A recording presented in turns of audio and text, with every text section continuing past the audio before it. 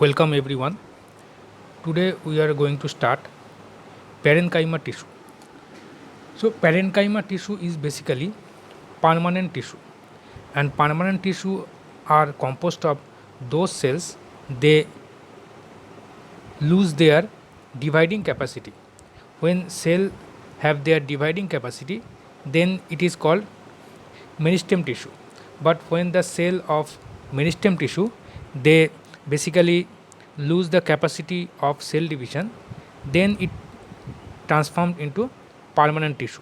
And parenchyma tissue is one type of permanent tissue. So by definition, parenchyma tissue is consist of isodiametric thin walled living cell. As they are isodiametric, so their basic characteristics is their cell shape like spherical, oval or polyhedral. Because isodiametric means if we measure the cell in any diameter, the diameter should be more or less same in any direction. That means the diameter of the cell is more or less same in any division or any direction or any plane. So these type of cells are called isodiametry. Now, so this should be the first character, that is cell shape should be spherical or oval or polyhedral. Now next part, that is thin walled. We know that if the cell thin wall means that is the cell wall is basically thin. So we know that cell wall is basically thin, and the thin cell wall is made up of cellulose only. Okay, so these are the two characters, that cell wall is thin and cell wall is made up of cellulose. Now next part is living cell. As they are living cell, they have dense cytoplasm, large and prominent nucleus and vacuoles.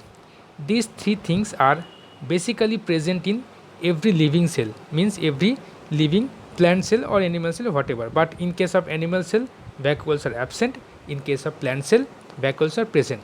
So any living cell, they must have these three characteristics, that is dense cytoplasm, large and prominent nucleus and vacuoles.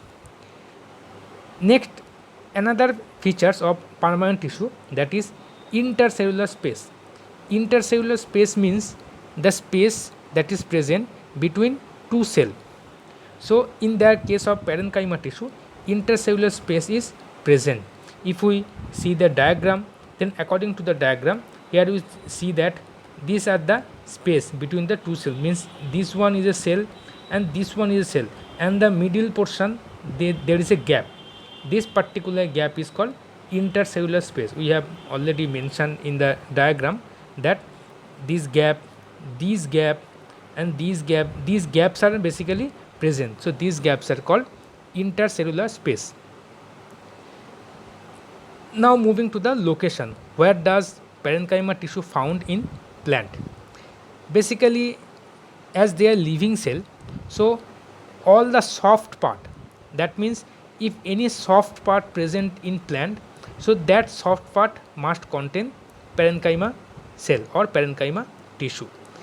And except that, this is also called fundamental tissue, because fundamental tissue is those type of tissue in which all other type of tissue are present in between this tissue. So as any type or other type of cell that must be present in the plant, they can be present in parenchyma tissue. So that is why parenchyma tissue is basically, you can call it as fundamental tissue, because it hold for any other tissue. So these are the location of parenchyma tissue. Now move to the next part, that is function. As they are living cell, parenchyma tissue, they must perform photosynthesis. So photosynthesis one of important function of parenchyma tissue. Next function is protection. As epidermis means the outermost layer of any organ or plant or tissue, whatever, outermost layer is called epidermis. But epidermis is not the outermost layer of cell, it is the outermost layer of either any organ, either any body parts. So parenchyma tissue basically forms the epidermis. So as their epidermis forms, so protection is another important function of parenchyma tissue. Next important function is root hair cell. Root hair cell is one type of cell that present in the root that basically absorb water and minerals from soil, because water and minerals are basically found in the soil, and that water and minerals plant absorb to perform photosynthesis and to make food. So root hair cell, root hair cell are present in epidermis. So as epidermis is part of parenchyma cell, so definitely root hair cell is part of parenchyma cell, and root hair cell that absorb water and minerals. Next part is, this is a special function of parenchyma tissue, because this type of function are not found in all plants. This type of function are only found in some typical plant or some special plant. Like they provide buoyancy. Buoyancy means those intercellular space, if filled with air, then the total volume is large, but the weight of that part or that particular plant weight is become less. So that is why it can float on water. This property is called buoyancy. And parenchyma cell, as they have intercellular space, and the intercellular space is filled with air, then it provide buoyancy to the plant. So that is why it provide buoyancy to aquatic plant. And second part is gas exchange. The air that is present in intercellular space, it also take part in gas exchange. Gas exchange means it can be exchange of oxygen, it can be exchange of carbon dioxide. So these are basically gas exchange that happen or occur in plant body, because gas is basically oxygen and carbon dioxide. These two gas are required for the plant to perform photosynthesis and perform excretion. So in the plant, there where parenchyma tissue provide the buoyancy to the aquatic plant, then this air that is present in the intercellular space, they also perform the gas exchange. Next function, that is, it provide mechanical strength. In some plant, as we say that it is a fundamental type of tissue, so in some plant it provide mechanical strength. Next function, special function, that is, it help in conduction. Conduction means transfer of water and minerals from root to leaves, and transfer of food and organic material from leaves to all the parts of the body. This transfer or translocation of material is called actually conduction. And conduction, it provide conduction because in later classes or in future we will know that xylem and phloem, they both have parenchyma tissue. So that is why parenchyma tissue also provide or help in conduction in plant. And one of the most important character or function of the parenchyma tissue is it store food material, because the food that is produced in the parenchyma cell, if all the food are not utilized, then the food is stored. So that is why, as they living cell, they perform photosynthesis, they produce food, so it can be called that they also store the food that is produced in the parenchyma cell. So these are the overall idea of parenchyma tissue and the parenchyma cell. Now we are going to the next part, that is parenchyma. Parenchyma is also a part of permanent tissue, but the basic parenchyma is also part of permanent tissue. By definition, parenchyma is unevenly thick walled living cell, because parenchyma is consist of those tissue who has unevenly thick cell wall and living cell. In the case of unevenly thick cell wall, we can easily say that the cell wall, in case of thin, that is we see in parenchyma, the parenchyma is thin wall, but in case of parenchyma it is thick wall. So as they are thick wall, their cellulose must be present, because cellulose is that chemical compound that must be present in any type of cell wall. It is the actually primary cell wall. So primary cell wall is present any type of plant cell. So that is why cellulose is definitely present in any type of plant cell if the plant cell is living. Okay, so cellulose is the chemical component that must be present in any living plant cell, because in dead plant cell their cellulose is not present. Later we will know, when we study or when we know about the sclerenchyma, we will know that they have dead cell, so they are lignified cell. Well, that is different case, but if cell is living in plant, they must have cellulose in cell wall. In case of collenchyma, so their cellulose must be present. Excess of cellulose there to another material, that is pectin and hemicellulose. These two component is also present in collenchyma. As pectin and hemicellulose they are present in collenchyma, so collenchyma is basically thick. It becomes thick and it unevenly thick because all the cell wall that is present in collenchyma, the diameter of the all cell wall is not same in everywhere, because the diameter can be changed. So that is why it is called unevenly thick.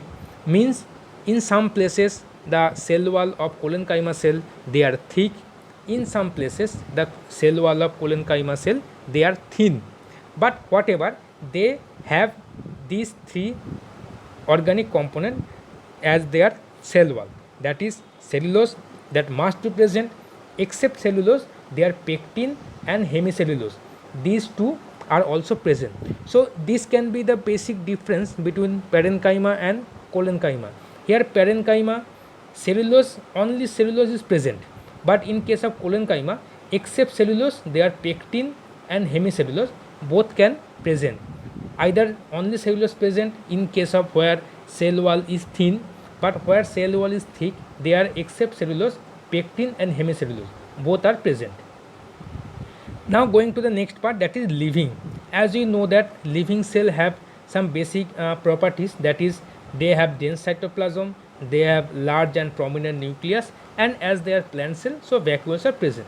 So as living cell they have the three basic characteristics. Now some extra characteristic, that is shape.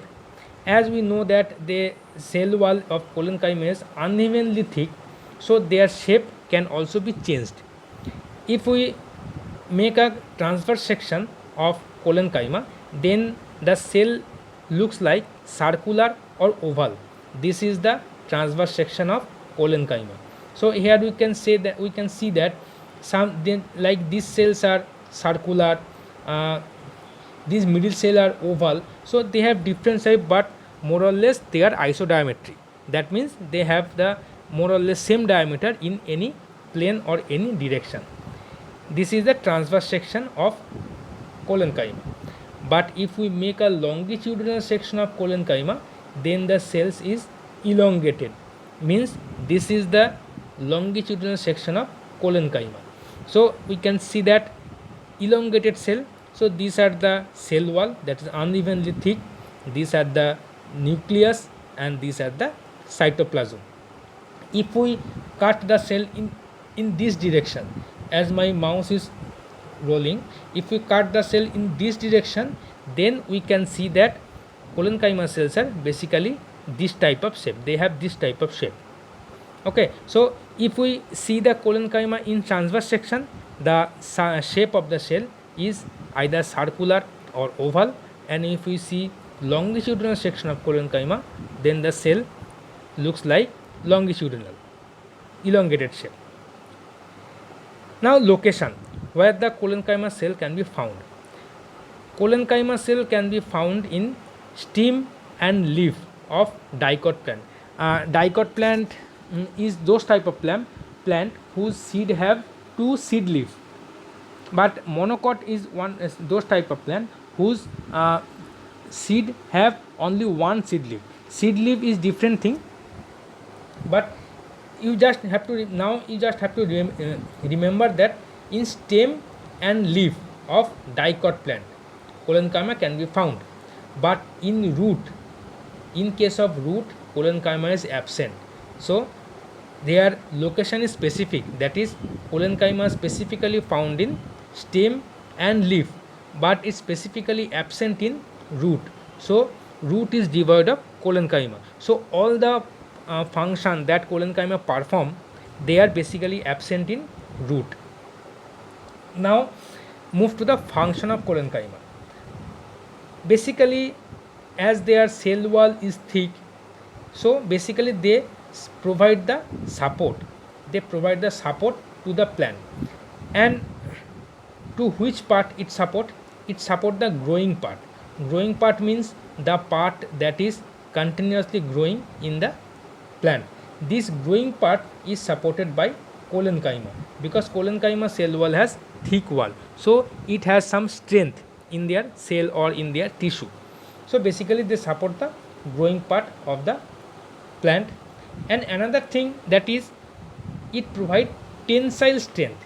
Tensile strength means, suppose if we stretch one part of the plant to some extent, and if we release, then we see that the part that we stretch, it try to come in their previous shape or in their original shape.